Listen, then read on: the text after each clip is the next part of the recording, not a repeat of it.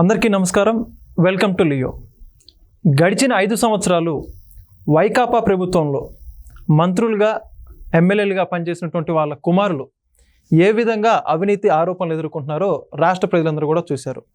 అయితే తాజాగా జగన్మోహన్ రెడ్డి గారి ప్రభుత్వంలో కీలక ప్రభుత్వ పదవిలో పనిచేసినటువంటి వ్యక్తి కుమారుడు ఏపీఎండిసి మైన్స్ శాఖలో అక్రమ లీజుకు కేటాయించారని చెప్పేసి అనేక వార్తలు అయితే వస్తూ ఉన్నాయి. అయితే ఆ వ్యక్తి ఎవరు, ఏ విధంగా ఏపీఎండిసిలో కుంభకోణాలు జరిగాయి, వీటన్నిటి గురించి కూడా పూర్తి వివరాలు తెలుసుకునే ప్రయత్నం చేద్దాం. మనతో ఉన్నారు ప్రముఖ రాజకీయ విశ్లేషకులు రాజేష్ అప్సాని గారు. సార్ నమస్కారం అండి. నమస్కారం సార్, మనం చూసాం గడిచిన 5 సంవత్సరాల జగన్మోహన్ రెడ్డి ప్రభుత్వ హయాంలో మొన్నటి జరిగినటువంటి సీపోర్ట్ విషయంలో ఎవరైతే విక్రాంత్ రెడ్డి, వైవి సుబ్బారెడ్డి కుమారుడు కావచ్చు, పేర్ని నాని కుమారుడు, సజ్జల భార్గవరెడ్డి, వీళ్ళందరూ కూడా వాళ్ళ తండ్రుల అధికారంతో ఇంకొకళ్ళు మర్చిపోయావు, జోగి రమేష్ కొడుకు జోగి రాజు గారు, వీళ్ళందరూ కూడా తండ్రుల అధికారాన్ని అడ్డుపెట్టుకుని ఏ విధంగా ప్రభుత్వ అధికారుల మీద కావచ్చు, సామాన్య ప్రజల మీద పెత్తనాన్ని ఏ విధంగా ఉపయోగించుకుని మనం చూసాం.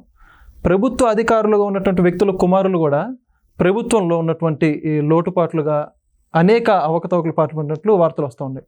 మొత్తానికి ఈ వ్యక్తి ఏపీఎండిసిలో కీలకంగా పనిచేసినటువంటి వ్యక్తి ఎవరంటారు? ఈ అక్రమం గురించి మీరే ఉంటారు?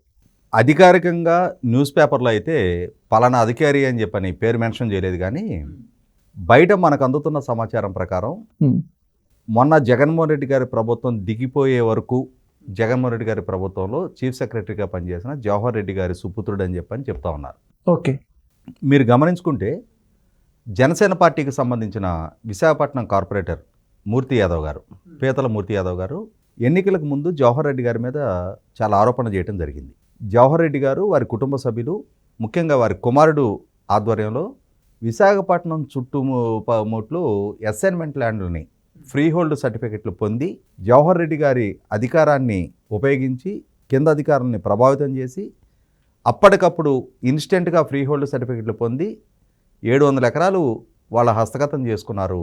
చాలా కారుచౌకగా వందల వేల కోట్ల రూపాయలు ఖరీదు చేసే భూముల్ని పొందారు అని చెప్పని ఆరోపణ చేయడం జరిగింది.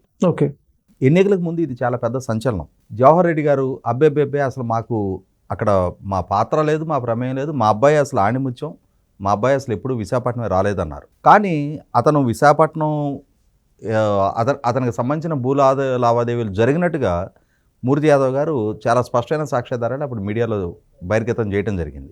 ఇటువంటి పరిస్థితుల్లో నిన్న మీడియా దృష్టికి వచ్చిన అంశం ఏంటి అంటే, జవహర్ రెడ్డి గారి కుమారుడే కడప జిల్లాలో బ్రహ్మంగారి మఠం మండలం అక్కడ అంటే 62.5 హెక్టార్లకు సంబంధించిన బైరైటీస్ గనులు, ఆ బైరైటీస్ గనుల్ని హస్తగతం చేసుకోవడానికి చాపకంది నీరులాగా తమ తండ్రి అధికారాన్ని అడ్డుపెట్టి ప్రయత్నం చేసుకున్నారు, సఫలీకృతం అయ్యారు.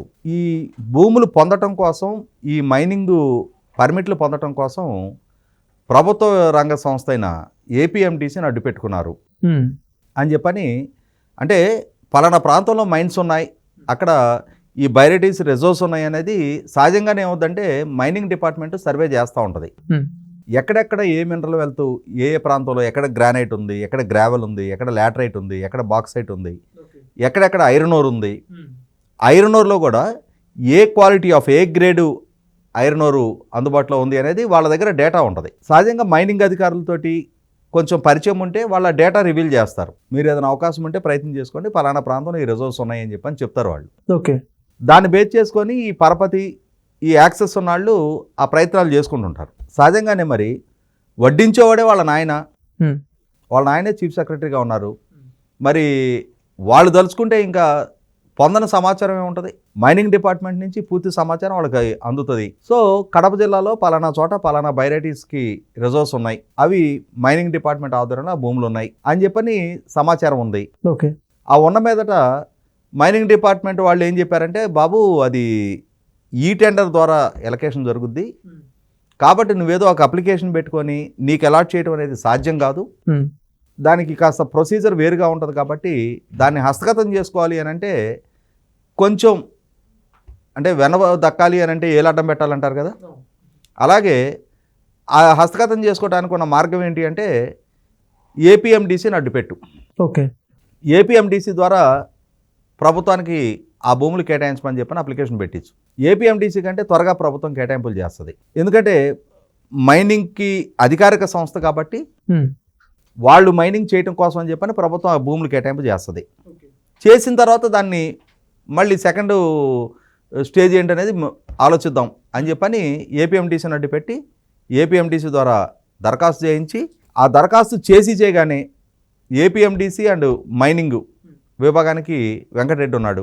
ఆయన టేక్ ఇట్ గ్రాంటెడ్ అని చెప్పని గోహెడ్ అని చెప్పని పర్మిషన్స్ ఇచ్చేశాడు. ఆ పర్మిషన్స్ బేస్ చేసుకొని ఏం చేశారంటే దీన్ని అండర్ గ్రౌండ్ మైనింగ్ చేయడం కోసం అని చెప్పని ఇంకొక ప్రైవేట్ సంస్థతోటి జాయింట్ వెంచర్. ఓకే.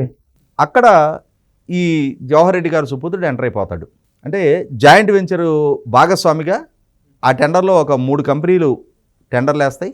3 కంపెనీలు కూడా ఇక ఎన్ని ఆర్కెస్ట్రేటెడ్ టెండర్లు ముందుగానే ఎవరికి ఇవ్వాలి అనేది డిసైడ్ చేసుకున్న తర్వాత ఈ టెండరు దాఖలు చేయడం అనేది ఒక డ్రామా రక్తి కట్టిస్తారు.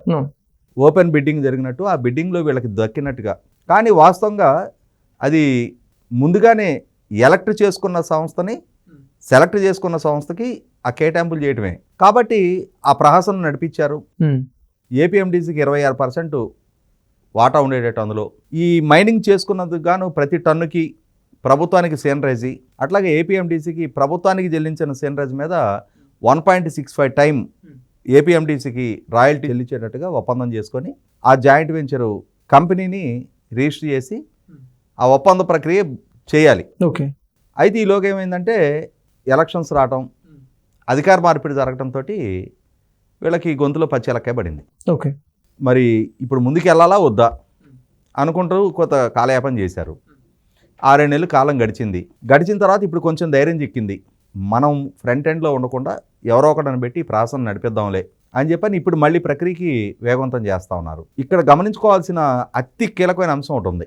జవహర్ రెడ్డి గారు చీఫ్ సెక్రటరీగా ఉన్న రోజుల్లో జగన్మోహన్ రెడ్డి గారి ప్రభుత్వం ద్వారా చంద్రబాబు నాయుడు గారి ప్రభుత్వ హయాంలో ఇంటెలిజెన్స్ చీఫ్గా పనిచేసిన ఏబి వెంకటేశ్వరరావు గారిని నిఘా పరికరాల కొనుగోలు ఆయన ప్రయత్నం చేశారు.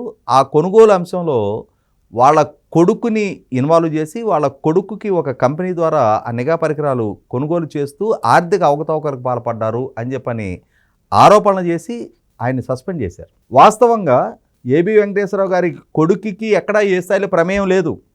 కానీ ప్రభుత్వం ఏబి వెంకటేశ్వరరావు గారిని సస్పెండ్ చేయాలని డిసైడ్ అయింది. ఆ డిసైడ్ అయినందుకు ఒక తప్పుడు నిందారోపణలతోటి తప్పుడు కేసులు నమోదు చేసి తప్పుడు ఆరోపణలతోటి ఆయన్ని సస్పెండ్ చేశారు.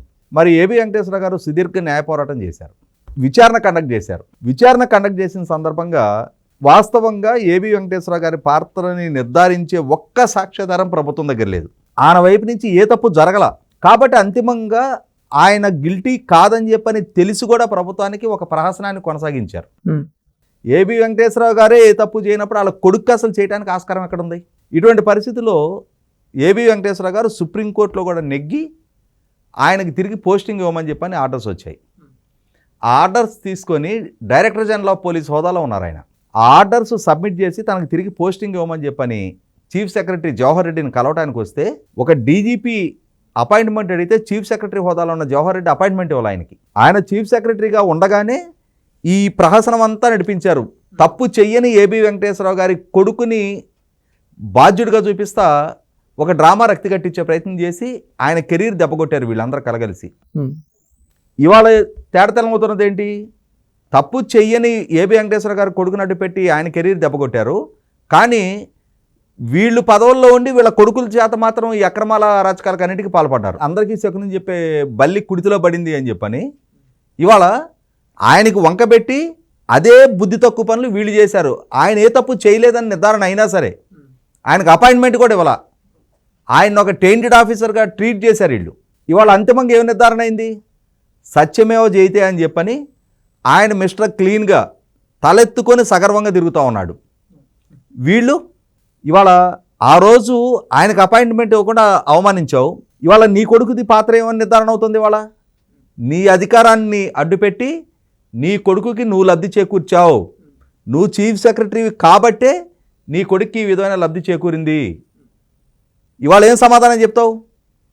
కాబట్టి ఇక్కడ జగన్మోహన్ రెడ్డి గారి అధికారమే శాశ్వతం అని చెప్పని, జగన్మోహన్ రెడ్డి గారి కళ్ళలో ఆనందం చూడాలి అని చెప్పని, జగన్మోహన్ రెడ్డి గారి ఆదేశాలు తూచా తప్పకుండా పాటించి తమ సహచరుడైన ఒక అధికారిని అవమానకరంగా నిష్క్రమింపజేయాలి అని చెప్పని పన్నిన కుట్రలో వీళ్ళందరూ భాగస్వాములు.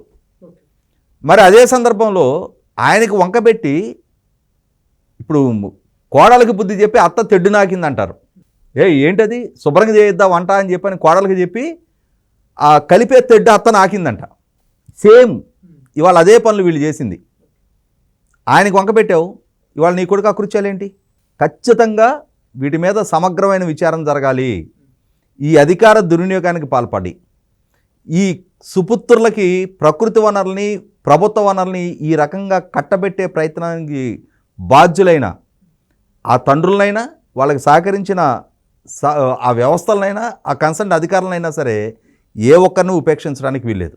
ఓకే, ఖచ్చితంగా దీని మీద ప్రభుత్వం మీరు చెప్పిన విధంగా సమగ్ర విచారణ చేపట్టి బాధ్యుల మీద కఠిన చర్యలు తీసుకోవాలని కోరుకుందాం సార్. ధన్యవాదాలు. Please subscribe to Leo News for more videos.